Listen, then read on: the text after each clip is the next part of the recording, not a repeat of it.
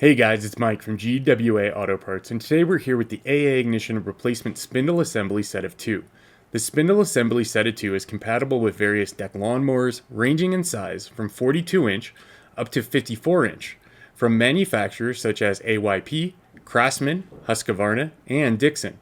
Please review the full list below to make sure these fit your mower.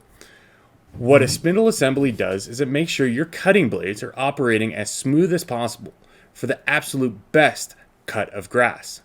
And if you're hearing grinding noises from your blades or they are spinning unevenly, you could have a problem with your existing spindle assembly. While this replacement spindle set of 2 is not a genuine OEM part, these do have the same OEM fit, quality, and finish throughout, as they were designed to be a direct replacement, meant to fit and work exactly like the original. However, these do have redesigned internal mechanisms for increased life expectancy. Included with these spindles are new mounting bolts and the pulley lock nut. Additionally, each of them have new Zerk grease fittings. Using basic tools, this is a simple part you can replace on your own.